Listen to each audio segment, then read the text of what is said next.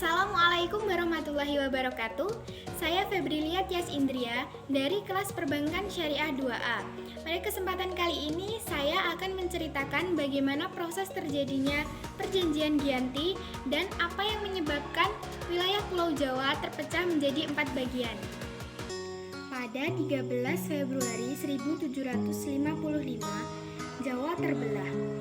Wilayah kekuasaan dinasti Mataram yang semula dimiliki Kasunanan Surakarta harus diberikan setengahnya kepada Pangeran Mangkubumi, dan lahirlah Kesultanan Yogyakarta.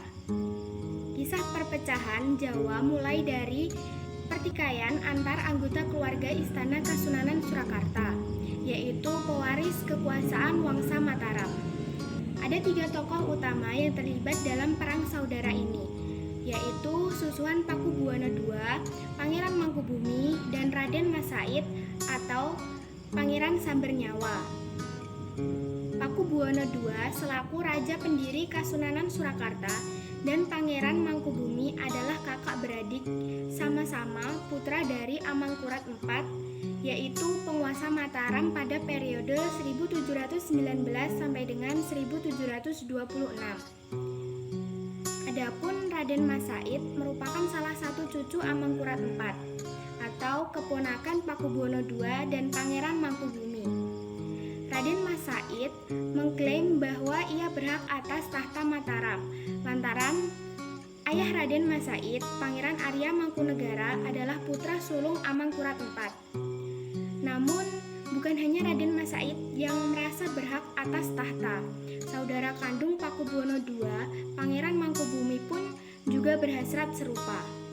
Ia sempat menemui pejabat VOC di Semarang pada 1746 dan meminta dirinya diangkat menjadi raja. Akan tetapi ditolak. Penolakan itu kemudian membuat Pangeran Mangkubumi kesal. Maka ia memutuskan bergabung dengan Raden Mas Said untuk bersama-sama melawan Pakubuwono II dan VOC. Pasukan gabungan itu ternyata membuat Kasunanan Surakarta cukup kewalahan.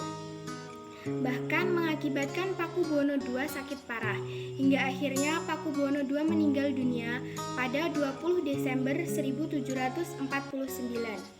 Pada 11 Desember 1749, Pangeran Mangkubumi ditetapkan sebagai Raja Mataram oleh para pengikutnya dengan gelar Pakubuwono III. VOC tidak mengakui Pangeran Mangkubumi yang telah mengklaim dirinya sendiri sebagai penguasa Mataram. Orang yang dinaikkan tahta sebagai raja baru dan berhak menyandang gelar Pakubuwono III menurut VOC adalah putra mendiang Pakubuwono II, yakni Raden Mas Suryadi. Akhirnya baik dari VOC, Mangkubumi maupun Pakubuwono II bersepakat bahwa akan diadakan perundingan untuk membahas poin-poin penting seperti pembagian wilayah kekuasaan Mataram dan berbagai kesepakatan lainnya. Pada 23 September 1754, nota kesepahaman antara VOC dan Mangkubumi terlaksana dan disampaikan pada Pakubuwono II sebagai pengganti Pakubuwono III. Nota tersebut menyatakan bahwa Pangeran Mangkubumi mendapatkan wilayahnya. Kemudian pada 4 November 1754, Pakubuwono III menyatakan persetujuannya pada hasil perundingan antara Gubernur Jawa Utara dan Mangkubumi tersebut. Surat pernyataan tersebut disampaikan oleh Pakubuwono III pada Gubernur Jenderal VOC Jacob Mosel. Kesepakatan ini kemudian mendorong terjadinya perjanjian besar di Desa Giyanti. Penandatanganan perjanjian ini menjadi pangkal terbelahnya Jawa menjadi 2 bagian atau yang disebut Palihan Nagari. Hal ini juga menjadi awal naik tahtanya Mangkubumi di Yogyakarta sebagai Sultan Hamengkubuwono I dengan gelar Senopati Engalogo Sayyidin Panatagama Khalifatullah. Sejak ditandatanganinya perjanjian tersebut. Perjanjian Giyanti adalah sebuah kesepakatan antara Pakubuwono III, Pangeran Mangkubumi, dan Perserikatan Dagang Hindia Belanda atau VOC pada tanggal 13 Februari 1755. Nama Nama Giyanti diambil dari lokasi penandatanganan perjanjian, yakni di desa Janti. Dalam pelafalan Belanda disebut sebagai Giyanti dan secara tertulis sebagai Giyanti.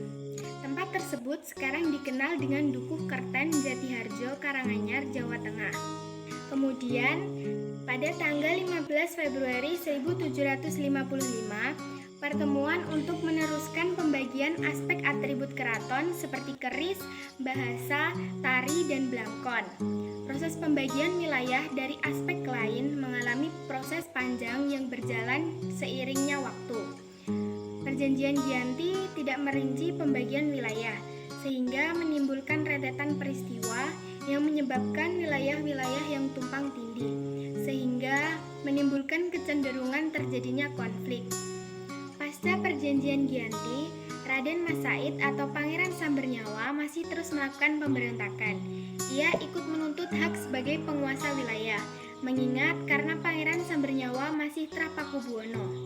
Pada gerakannya pada Oktober 1755, ia berhasil mengalahkan satu kelompok pasukan VOC. Kemudian pada Februari 1756, ia juga hampir membakar keraton yang baru didirikan di Yogyakarta. Setelah perang bertahun-tahun, VOC akhirnya mengakhiri dengan ditandatangannya Perjanjian Salatiga. Perjanjian ini membuat Pulau Jawa kembali terbagi. Perjanjian ini disepakati bahwa Pangeran Sambernyawa mendapat sebagian wilayah Kasunanan Surakarta dengan wilayah yang dikenal sebagai Kadipaten Mangkunegaran. Pangeran Sambernyawa berjatah tahta dengan gelar Kanjeng Gusti Pangeran Adipati Arya Mangkunegara Lelono Jaya Miseso Senopati ing Alogo Satriya Raga Mataram ing Nagari Surakarta Adiningrat. Pada 1813, pada masa pemerintahan Gubernur Jenderal Thomas Stamford Raffles dari Kerajaan Inggris, Kesultanan Jogja juga terbelah dengan lahirnya Paku Alaman. Dengan demikian, Tanah Jawa mempunyai 4 wilayah pemerintahan. Masing-masing tumbuh dengan model dan orientasi politik yang mengantarkan Jawa pada rupa yang beragam. Dinamika politik yang digerakkan oleh angin revolusi pada masa pertengahan 1940-an menjadikan masing-masing mempunyai nasib yang berbeda. Hal ini berujung pada perbedaan status hingga hari ini. Pada masa Republik Indonesia, Kasunanan Surakarta dan Kadipaten Mangkunegaran menjadi situs cagar budaya. Sedangkan wilayah Yogyakarta yang di dalamnya terdapat Paku Alaman menjadi daerah istimewa. Mungkin sekian yang dapat saya sampaikan. Apabila ada salah dan kurangnya, saya mohon maaf. Wassalamualaikum warahmatullahi wabarakatuh.